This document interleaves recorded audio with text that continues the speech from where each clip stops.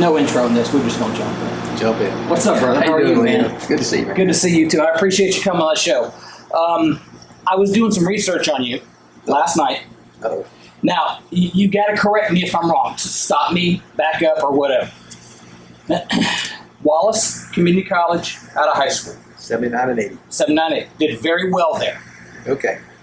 Went to Florida State University after Wallace, correct? That's correct. Where you pitched during the early 90s for 11. No, early 80s. Early 80s, sorry. 81 and 82. For 11, okay. It was my second year as a head coach. 81 was. I was actually recruited by Jim Morris, who was the legendary coach at University of Miami. He was assistant coach at Florida State at the time. Right. You went to and did really well in the 90s, whom you guys battled absolutely quite a bit. Beat us in 99 when I was at Florida State for the national championship. Right. With Jim Morris. So you pitched there, and then you went in the 8th round. That's correct. Out of FSU, and you went with the Astros. That is correct. Went to pro ball. Had a good career in the minor leagues, as many don't rise to the top. But when you came out, and here's what got me. You went back to Florida State. Eventually. Got back to Florida State to coach again. You spent 21 years, correct? I did. With 11. At Florida State. At Florida State University. 21 years with Florida State University. All through the 90s. If you can remember, how many times, player and coach, how many times did you go to Omaha? 10 as a coach, none as a player. 10 as coach. You went 10 times, so almost half 10 out of 20 of the time. So a lot of those wins right there, Jamie was a part of to get to Omaha. Left Florida State after 21 years. Now you are the head coach at Florida A&M University, where you've been here 9 full seasons, correct? 9 playing seasons, 10 if you count COVID. I've been employed 10 years at FAMU. 10 years, 9 playing seasons. Correct. Where you have been MEAC Coach of the Year 2 times, and where you have won 3 conference championships, including the SWAC this last year. Correct. In our second year. So we won it the second year we were in the MEAC. My coaching staff took over at FAMU in the MEAC, and then the second year in the SWAC as well. Mixed in one in the middle of the MEAC as well, 2019. Right. So basically a third of the time, you've won championships. So we're in good company. We're talking player development podcast. Yeah. We're in pretty good company of a guy that can develop players and put some wins together. Coach, that is absolutely outstanding. Let's jump back real quick to your playing career. You were a pitcher, right? Where'd you grow up first? Where'd you grow up? I grew up 45 miles west of Tallahassee in a little small town called Chattahoochee, right on the timeline. People know Central Time versus Eastern Time. When you cross the river, we used to always date girls from the other time zone because they could stay out an hour later. They stay out an hour later. I played football, baseball, and basketball in high school. Okay. And then my dream was to go to Florida State out of high school. My father and I used to come over and watch him play football and baseball.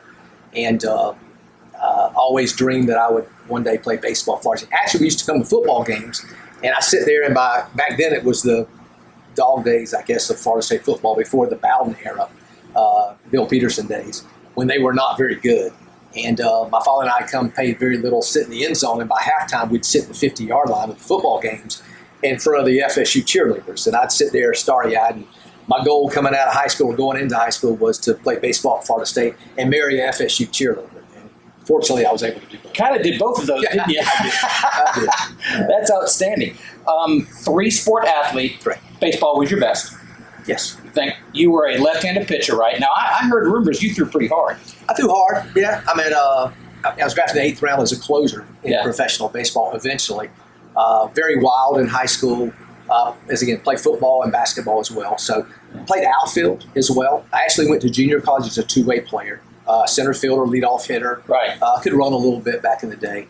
And heard this more than a little bit. Yeah, and then went to Florida State. And when I got to Florida State, I was recruited as a 2-way guy by Jim Morris, who went on from Florida State to go to Georgia Tech, turned that program around with Jason Veritek, names you remember, Domar Garcia-Pera, and then left there and took the head coaching job at Miami. And won 3 national championships. And that was that 90s dog fighting University of Miami football and FSU. And baseball. And I was here during that time in college. Time. What an unbelievable time in athletics. You couldn't have had more fun in college, I always say, unless you were at University of Miami. Right. Because they always seem to edge us out in baseball and football. Yeah. Times. Oh, it was absolutely amazing. That's Coach, that's unbelievable.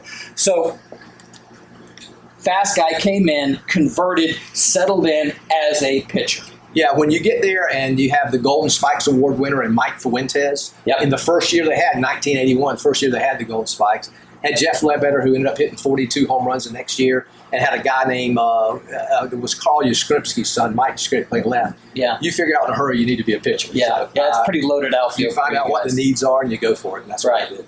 So, did you experience any setbacks in college, or with any injuries or anything like that? What was your college experience like? You came in, you came in as a junior, though, right? You That came is in as a correct. junior college transfer, so you didn't have a whole lot of time. So you had to hit it and run, and obviously with a phenomenal team. Any setbacks? Anything?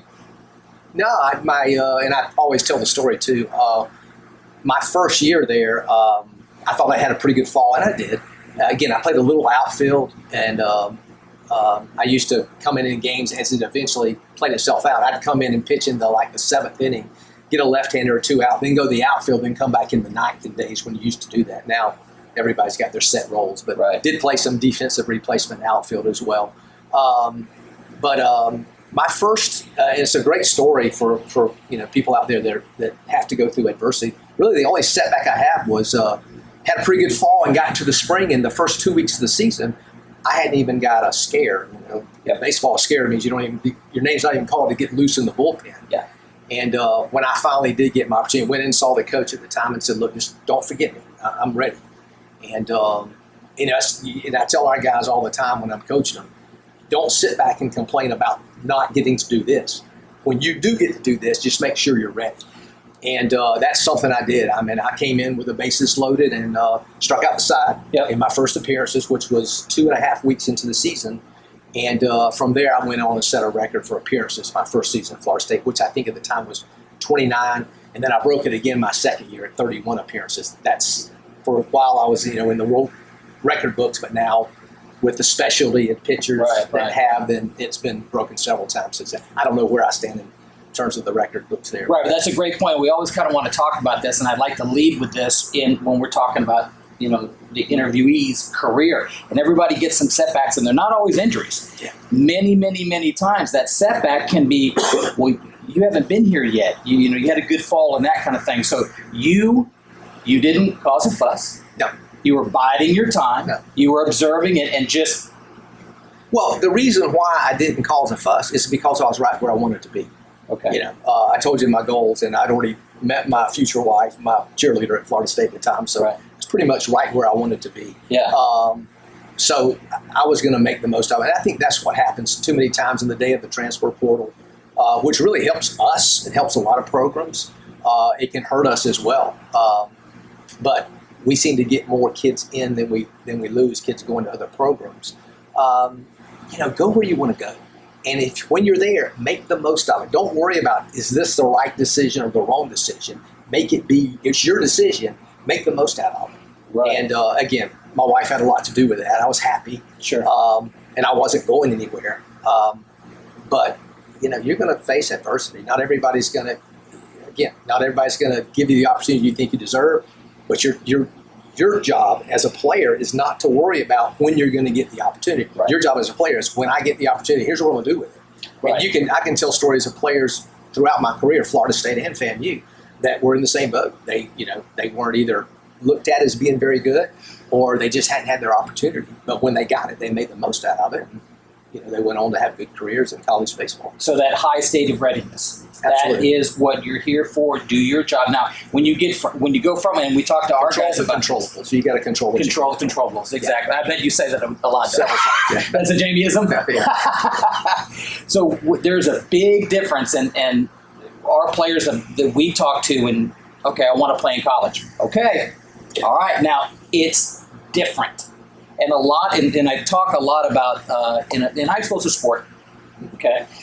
In college, it's kind of a sport business, and then in pro ball, it's really more business sport. And there's some innocence lost there, but the maturity, the growth that happens that first freshman year, that is what is amazing. Yeah, it is a job. It's a job for the coaches, and I think that's something we have to understand. But it's not a job for the young men that play for you. And I encourage guys when I'm talking to them about going to school and finding the right place for them, find a coach that understands that.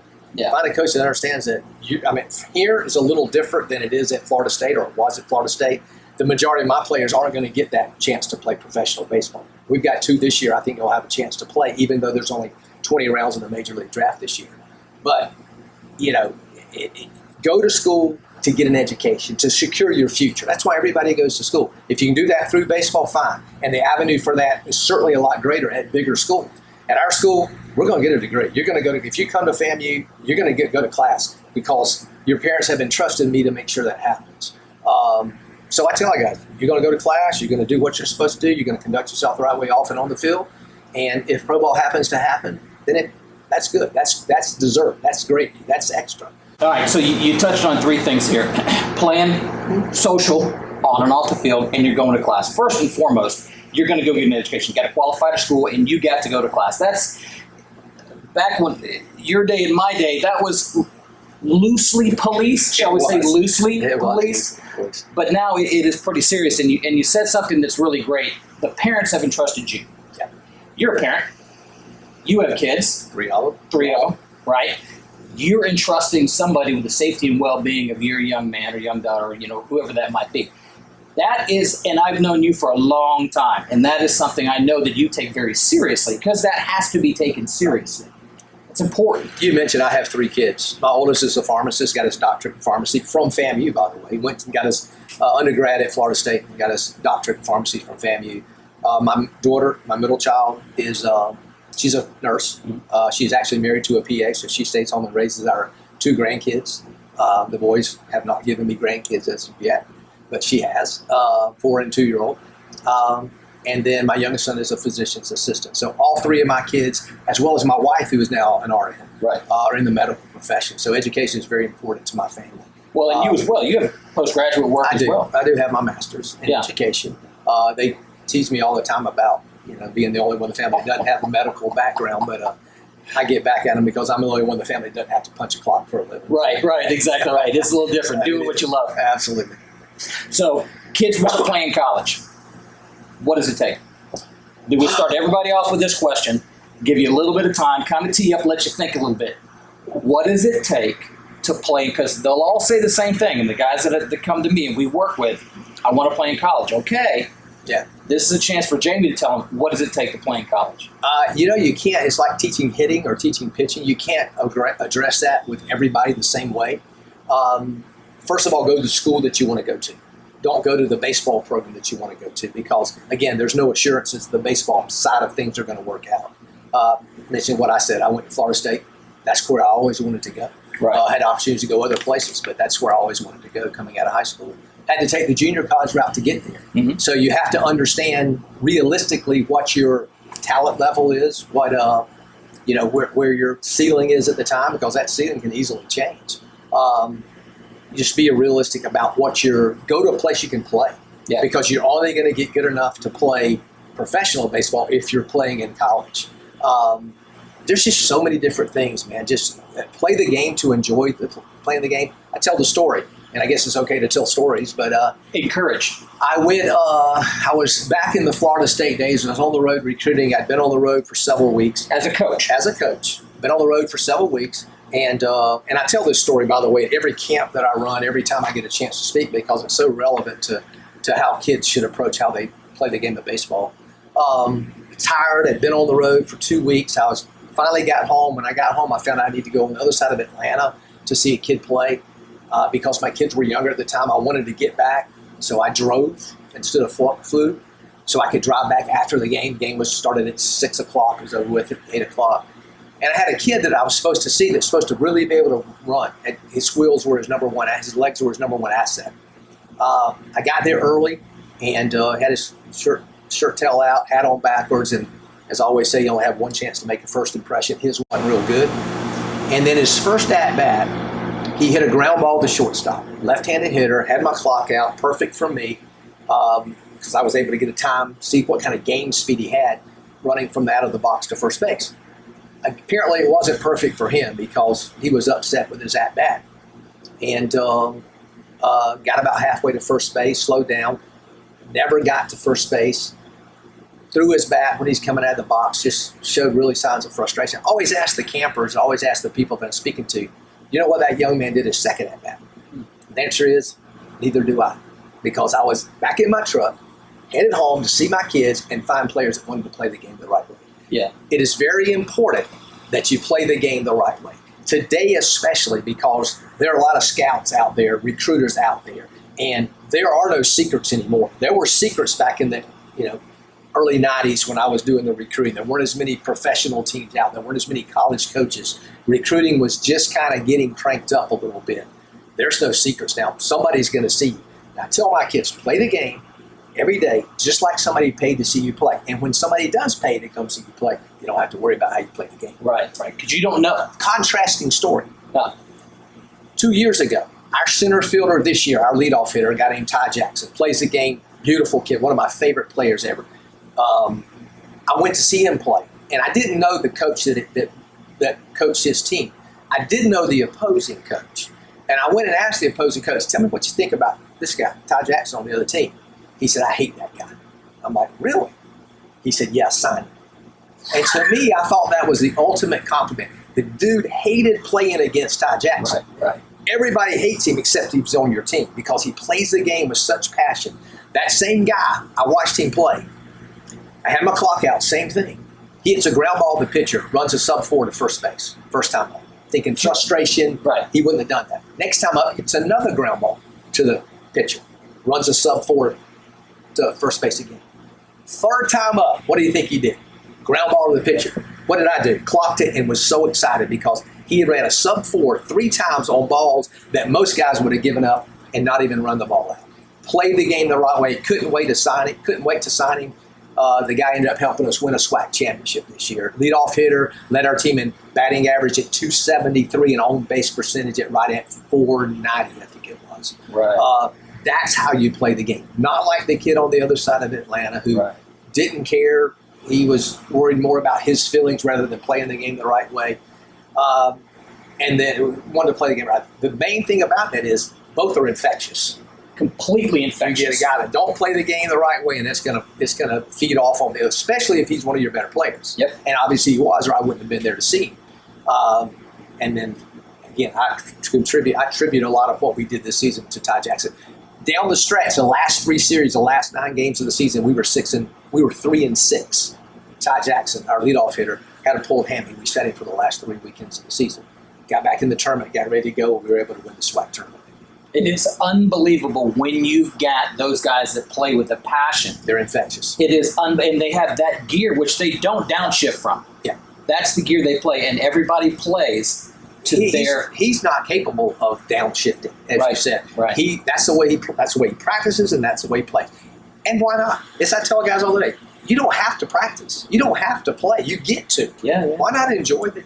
You're there to celebrate your ability to play a college game that a lot of people would die to be in your shoes for. It's a lot of work, but I've done work now. I've done work with shovels, and that ain't work. Baseball ain't work. It ain't work. So might as well kind of go ahead. And it sounds like the right player, not necessarily the best player. Now, want the best player you can, but the right player makes the difference. Absolutely, because there's so many intangibles in the game of baseball that are attributed to you winning or losing. Right. And attitude is something I preach. Attitude's key to life. Yep. I tell guys that all the time. And you get guys with the right attitude, you can go a whole lot further than you could if you had talented guys with bad attitudes. Right. So it's key for us. Have the right, and it doesn't cost anything to have the right attitude. No, just go. Just like hustle. It don't cost anything. You don't have to have talent and hustle. You don't have talent and have a great attitude. Right. When you have the 3 and they all work together, the attitude, the talent, the hustle, that makes a difference. And that seems to be a little bit of a misconception too. Well, they'll take a play off because they're out. Yeah. Because they're only thinking about, okay, this I'm going to save some for that. That's not the point. It's bigger than that. Absolutely. And it sends a message to the other dugout as well. When you're playing and a team sees you, I see it in the other dugout sometimes. I'm like, oh crap, we're in trouble today. Just how that dugout reacts to certain situations. Sometimes I say we're going to be fine because they overreact to certain situations. Right, panic. Or you start seeing them fold. You start seeing them fold a little bit. Absolutely. Turn their bellies over. Drop their shoulders. Turn their bellies over a little bit. One of the biggest 2 words people need to learn in baseball is who cares. Yeah. When the umpire calls a bad strike, who cares? Right. When you make an error, who cares? Those are the guys that are gonna take you, a lot further than those guys that dwell on something they have no control. Have no control of what happened in the past. The only thing that matters is the next pitch. The only thing that matters is the next play. The only thing that matters is the next at bat. Who cares? Who cares what you did? Because really, Who does? Right. You hit a home run. Great. Who Go cares? play defense. Yeah, Who cares? It ain't Right. going to matter if you coming up the next time up and the game's on the line and you've got to come through. It ain't going to matter what you did the last time, bad or good. Bad so or who good. cares? That's Who the cares? two most important words young men need to learn when they're playing the game of baseball or any sport, really. No, and it is. It is such a testament to life, how it works forward. Absolutely. And we have such a gift being able to influence young men this way. And you don't have to have a lot of conversation. It's just little conversations. Absolutely. Let's talk about the intangibles, cybermetrics. This is, we've got both of these now. You and I played and coached when it wasn't that big a deal. Now it is all the thing. How big an influence does that make? I think it can make a negative influence just like it can make a positive influence. I think guys get too caught up in it sometimes, wondering what their numbers are, what their metrics are. We don't spend a whole lot of time on that. The bottom line is you got to win. To win trophies, you got to win. And attitude plays such a big part of that. I don't want guys looking at the radar guns. I don't want the guys looking at spin rate. I don't want the guys looking at exit velos. I don't. It doesn't matter. Right. You know, those things are fine for practice, but when it comes to the game, it's about competing. And you know, certainly those are important to some people, but we're not playing for some people. We're playing for ourselves. We're playing to represent our university the best we can. So, not a tech guy really. I don't get involved in it a whole lot. I don't want our guys involved in it. I get it; they're going to be, but I just think there's too many things you need to worry about other than things again that you can't control. I can work on those things, but I can't get in the game and worry about what my exit velo is going to be when I hit a baseball. Right. Did you hit it? Did you get Absolutely. the hit? Did I compete? Did you get the out? Did I you compete? Are you grinding? Absolutely. Yeah, Absolutely. That's the cybermetric Yeah. stuff. And out there it is, and I'm on the outside. And you can measure bat speed, you can measure velo, you can't measure heart. You know, No. it's tangible, really. I mean, you can see it sometimes, Yeah. but you can't measure what a guy's got, you know, in his heart. Right, right. And in his head too. You got to be able to. Baseball's played right between your ears a lot of time. You got to be able to think through the process. You got to make adjustments based on what you're thinking that you need to do to be able to come through in this situation. That's a great point because we talk about that, and that's something that's not talked about enough. I think awareness. Absolutely. And that isn't like middle infielders get with that. You know, the aware. Everybody, general awareness. Travel baseball, it hurts that sometimes because they're showcase baseball sometimes. A lot of good thing. I'm a big travel ball proponent because you can't outcoach playing. I don't think. Correct. Thus, the minor league system, you can't outcoach playing. Playing is so important. It's great. Again, I tell my guys all the time before we huddle, before we play a game. Don't matter how BP went. It don't matter how IO went. Infield outfield went. What matters is now. How we compete. How we play right now. That's gone. That's gone. And that's the most fun part anyway. Absolutely. Yeah. If you're prepared, it is. If you're prepared. Right. When you're getting your eyes beat out. Well, and I know you. To keep that from happening. They're going to be prepared. Absolutely. Yeah, absolutely. One of my favorite quotes was, and again, I'm older. I remember when John Elway played football, was the general manager or whatever he is now. But they asked him, was he nervous first Super Bowl? He said, why would I be nervous? I'm prepared. And that's the key. Being prepared. I tell our guys all the time, we as coaches tell our guys all the time, there's going to be things in a game that happen that we aren't prepared for, but it ain't going to be many. Right. So we're going to try to put them in every situation we can. We're going to make sure we're executing bunt defense, first and third defense, whatever the situation will be. Maybe some situation comes up occasionally that we hadn't gone over, but there ain't going to be many. That is organized. That's on. Again, attitude's the key to life. Organization is the key to success. If you're organized and your attitude's great, you're going to be successful. And that's why we've been able to be mildly successful here with 3 championships. Mildly successful. 3 in 9 years. That's that is. I mean, when you come from a program like Florida State that's been to 10 College World Series in 21 years, when I was there, to this, I mean, it's. I think the one we won in 2015 was the first one they'd won in 25 years. Yeah. So this program has had some. I mean, it's had some. Andre Dawson's here. Marquise Grissom. Yeah, I mean, and you can name others. Vince Coleman. Yeah. Hal McRae. Yeah. They've had some greats that have come through this program, but those are years ago. So our job is to try to build it back to that. Right, exactly. So and here's the thing: the aspiring players, the players that are coming up that want to play in college, just generally, what do they need to be doing? Playing the game. Again, absolutely. You can't outcoach playing. As far as I'm concerned, again, the whole minor league system is set up on guys repetition through the game of baseball. Yeah. But also being cerebral as well, understanding the game, watching game. I don't think our guys watch enough baseball on TV nowadays. I can't wait to get home and watch the College World Series, and it's 2 elimination games today. And by the way, how about this College World Series? What every game is a 1 or 2 run game. Yeah. And I know O'Sullivan, and those guys have done a fantastic job. The awareness, the execution, and it's right. What I'm seeing, they're all playing it right. Yeah. Just like what you're saying. At that level, they're playing it exactly the way you were teaching them. Talk about some traps to avoid. So again, aspiring players and aspiring parents are the ones that kind of watch this. When they're wanting to come to a program like this or another program, what are some things to avoid, some traps to avoid that you're aware of, some mistakes maybe that could be missed? I think the biggest one nowadays, again, playing the game is important. Yeah. Repetition is important. But I think some kids get burned out a little bit. Just don't ever find yourself in a situation where you're playing so much baseball that you're going through the motion of playing the game. Why? Because that's probably when somebody's going to be there to see you, not knowing it. You talked about sometimes you want the guys to be there, sometimes you don't. Mm-hmm. I want my guys to play the game no matter what. I want them to play the game just like they would if there were 10 scouts there to see him. Right. When there's no scouts there to see right. him. But they've got to. I used to go stand if the guy was playing right field. I'd go down the right field line and sit right there where he could see me because I wanted to know how. Because that's not pressure. If it's pressure, guess what? If I get him at FAMU, I'm gonna be in the dugout watching every at bat he got. He's gonna know I'm there. Yeah. So why shouldn't he know I'm there when I'm recruiting him? So I want to see how he does in those situations. Right. Because I think sometimes that's a little more difficult. It is when nobody's there. I can just play the game free because I want to be able to play. I had a kid tell me one time, Coach, I can't pitch when you're watching. Well, guess what, man? You come to FAMU, I'm gonna be watching every pitch you throw, man. Yeah. So you got to learn to, and I think that's a learning trait too. Learn to play under pressure because that's all baseball is, and learn to internalize that pressure the right way. Learn that it's game played. I still got to think. I've got to be able to slow my heart rate down, and I got to be able to think through any situation. I coached 3 summers with the 1800 national team, USA Baseball. Yep. And one of the things we always stress with those teams, because we'd go to Nicaragua and play, we'd go to Cuba, well, not Cuba, we'd go to Japan and play, we'd go different places and play. And there's some jealousy when it comes to Team USA with other countries.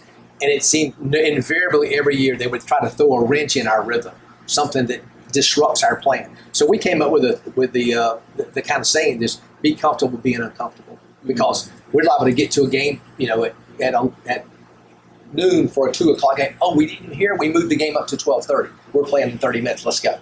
I mean, you never knew what's going to happen in international baseball.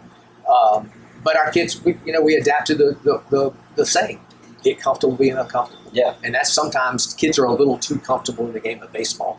They got their parents carrying their bags for them. They got this and that. And, they just, it's still you on the field competing. Yeah. And that's what it's all about. Nothing, again, favorite 2 words I want my players to know is, so what? So what? Who cares? Have you got that on T-shirts yet? No, It needs to be on T-shirts, on BP top. So what? Who cares? Yeah. Just kind of move on. Yeah, it does. With baseball, it does. Because that's the attitude you have to have. It will grind you to little bits if you can't do that. No doubt. You mentioned a little bit of something about overplaying. So what do you think about, so a player's going to play 25 games in high school, then he's going to go to his summer. What do you think about fall ball, that continued play all the way through? Now, I'm of the opinion, need to have a break. Yeah. I like the fall to be a break. Yeah, I say that from having 2 sons that played baseball. One played at Division I level. I'm not big on that too. I'm big on breaks. Mm-hmm. Again, I don't want kids to get burned out. I want them to have time to get in the weight room and get stronger. It never really came into play. We didn't have fall baseball back when I played. We played football, baseball, and basketball, depending on what the season was. So I don't know. I think you can get too much baseball too early and get burned out on it. Again, enough to stay hungry. You want to make sure these guys are staying hungry. Enough time away that they can get hungry again. Okay, so if a player wants to, we're going to transition a little bit here. Player wants to get into college, and he's not on radars, right? And there are plenty of guys out there that are surprises. Yeah. Now, you mentioned about, find your fit. And we tell that to our guys all the time. Where do you want to go? There's a place for everyone. Where do you want it? Where do you want to say? Baseball may not need to be the first thing you're looking at. Find your fit. But what should a player who is not being recruited Yeah. should they do other than go play? Yeah. How do they contact a coach? What do they do? Yeah. So kids can spend money on all kind of recruiting services and stuff. And I always tell parents, know your pool of money. If that's not very much, then take your top 3 choices and find out where their camps are or where they're going to be in the summer, and make sure you're at that site, at their camps. Showcases, I think kids pay $100 for a showcase for a day here. Right. And we get a lot of kids that come into it. We haven't had that last year. Weren't able to have any in transition with a couple things. Thought the field was going to be upgraded, has not been. So I don't know when our next showcase will be, but find out when the showcases are for the teams that you want to be looked at first. Get in front of them. Absolutely. And then tell them to be honest with you. I mean, we're very honest. Sometimes that hurts us. Sometimes that, parents appreciate it. But we're very honest about where they stand. For us, sometimes you need to go to junior college. For us, sometimes baseball may not be in your future. I think you have to be realistic about your ceiling, about your ability.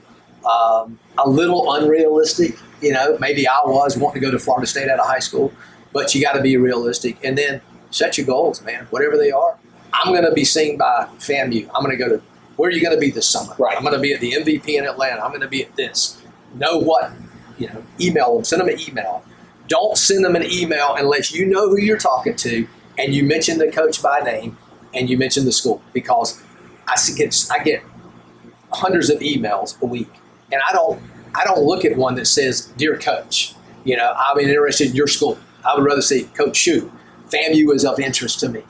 Personalize it. I don't want a formal email that's been sent, to 100 different coaches, because you're not interested in FAMU. Again, the reason that's so important is because if you are where you want to be, then you're not looking always for a better opportunity or better avenue. My story, when I hadn't pitched in over 2 weeks when I got to Florida State, I wasn't looking for another school.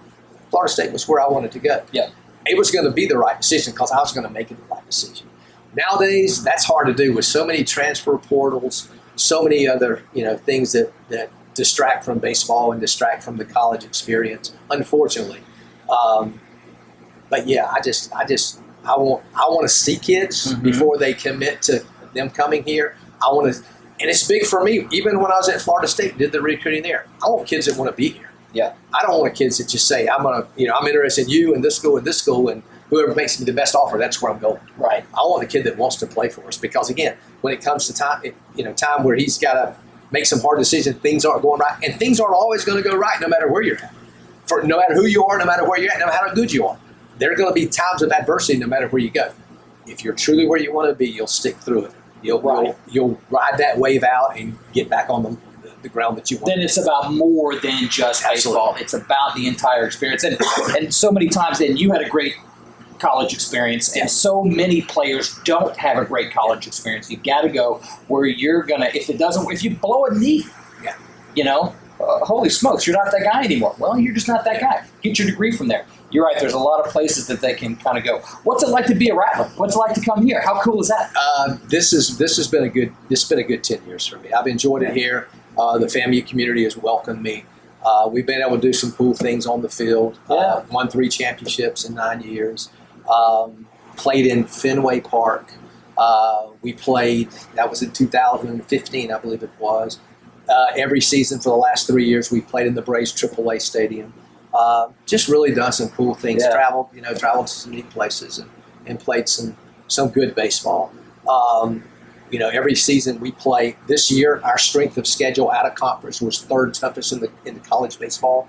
We played Auburn. We played Florida Gulf Coast. We played Florida. In the tournament, we played UConn. It was ranked 10th in the country at the time. So we play a very tough out of conference schedule.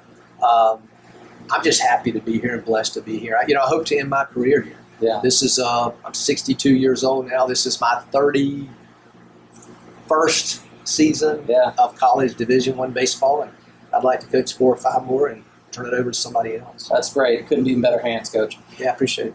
Stories. Okay. This is story time. Bus stories. Top story. Best, funniest, whatever story you want to tell from whenever, whether you were a player or here or anything like that. What's the story? So my best playing story would be playing in professional baseball in a little town called Barranquilla, Colombia, South America. We were playing Cartagena in the World Series. With Houston. Colombia. I was with the Astros Yep. at the time, yeah. And played for a team called Cerveza Aguila, Eagle Beer. So it was like playing for the Milwaukee Brewers, I guess, of there. We won the championship. We put our heads down, leaving the bus, driving the 2 hours back, and getting rocks thrown at us. Actually, I ended that ball game on the field. Struck a guy out to close the ball game out. Had to go in the dugout because somebody had thrown a rum bottle and hit the 20,000 people in the stands, hit the umpire in the back of the head. So we had to wait till things calmed down, and then came out and finished the game. Left with a police escort with rocks being thrown on our bus. I got about halfway home and the bus broke down. Had to jump on a horse because I was the only one that spoke enough Spanish and knew how to ride a horse. Bareback from a little town with a note from somebody about coming to get the bus in the middle of the night in Barranquilla, Colombia, South America, half a world away. That's about like a prison break. Probably about as exciting as it gets. So if you can imagine being 20, 21 years old and riding through the woods of South America on a horse, a mule actually it was, in the middle of the night to try to get help for your bus. It was pretty exciting. So it's been some crazy baseball stories, and everybody's got them. You know that. Everybody's got so many different stories. It's amazing. They're all different, and they're all awesome. You know, and it's sports. Maybe basketball has it too. I don't know, but it's just great. All right, so we're going to end the podcast here. This is called 10 and 5. And then what this is 10 quick questions. Yeah. Just answer as it comes. And then there's some 5 a little more interesting questions. You ready? Sure. Seeds or gum? Neither. What do? You just mints usually. Mints. Yeah. What kind of mint? Lifesaver orange. Lifesaver orange is your That's my go-to. Okay. Absolutely. Day game or night? Definitely day game. You like the day games? Yeah, I do. Okay. Grass or turf? I would prefer turf. We have grass right now simply because for us, we spend so much time working our field. We don't have the crew that can work on a field like some of the bigger programs. So I think it would help us recruit to get turf simply because the maintenance is not there and our players are the maintenance. Our coaches are the maintenance. Right. Yeah. What do you like playing on better? So as I don't know if you remember, funny story. Okay, to tell a longer story here. Always. All right, so we had a lighting problem right there. So we're on the grass and turf. Now you've got a story about your dad. So my favorite all-time grass, artificial turf, regular turf story. So my father was very strict, as I said, and we were watching Saturday afternoon baseball in the day when you didn't get, Joe Garagiola and you didn't get many broadcasts of baseball games. And people know Tim McGraw, this country music singer now. His father was Tug McGraw, left-handed pitcher for the Phillies, used to slap his glove all the time, just out there, just crazy. Different cat. Different dude, no doubt. They interviewed him after the game, and he had played on one of the first games on turf. And they asked him which he preferred, regular grass or artificial. And he said he didn't know. He'd never smoked any artificial. And I remember laughing, and my dad just looks at me like, don't be laughing at that song. That would be very Tug McGraw from what I know of him. It would have been was very much Tug McGraw. I don't know. I played on artificial turf in Miami. I never played much on professional baseball. I guess if I had to play, it would be a natural service of Omaha. How's that? Hey, I think that's the best one you can say. That boy. No doubt. DH or pitcher hit? As a guy that was a two-way guy, I kind of like the pitcher hitting, but for understanding that people that watch the game would prefer to see more offense. Right. So as a guy my age, I would say definitely DH. DH, okay. Yeah, definitely. And I love it in professional baseball now too. Yeah. Major League Baseball as well. Certainly allows some guys like Poppy continue his career. Absolutely. Batting gloves or bare hand? Batting gloves, definitely. Yeah. Always use batting gloves. Yeah. Even back in the day when there weren't many. We used golf gloves in high school, actually. Yeah, well, that single strap that went all the way around and whatever that thing was. Oh, absolutely. Whatever we could find. Yeah. Pullover jersey or button up? Button up. Like classic look. The classic look. Yeah. Socks or stirrups? Definitely socks for comfort wise. I mean, I can remember as a player always worrying about your socks, your stirrups being at the right distance and all, right height and all. So, and it was always hard to keep them up. Put the soccer sock on. Let's go play baseball. I agree completely. Long pants or knickers? Definitely long pants. Definitely, I'm too old for. We're too old for that, aren't we? Yeah, no doubt. And I remember the days when the Chicago White Sox in the big leagues wore shorts one season. You don't remember that? I don't remember that. Chicago White Sox one season. I don't remember the season. I know they had what's the base runner they had that was so good.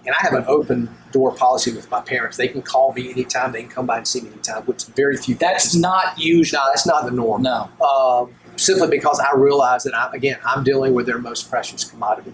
So my goal that I've lived by when I was at Florida State and live by now is if I can put my head on my pillow every night and sleep without thinking that I misled somebody, then I'm good. And that's my pillow theory, I call it. If I can accomplish that, and that's not easily done because, again, when I have to make a decision that I think is best for the team but may not be best for an individual, that hurts. It hurts that kid. It hurts his family. It hurts me. But you have to do those things.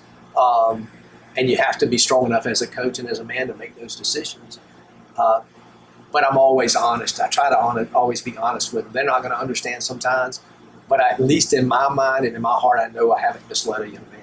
I haven't misled a family. I can put my head on the pillow and feel comfortable with the decision I made and what I've told them. And knowing you for as long as I've known you, that is, I can attest, that's 100% of the experience that I've had with you, Coach. Appreciate it, is man. always a pleasure, brother. Likewise. Good luck this season. We'll be following you. Thank you. All right. Thanks, Jamie.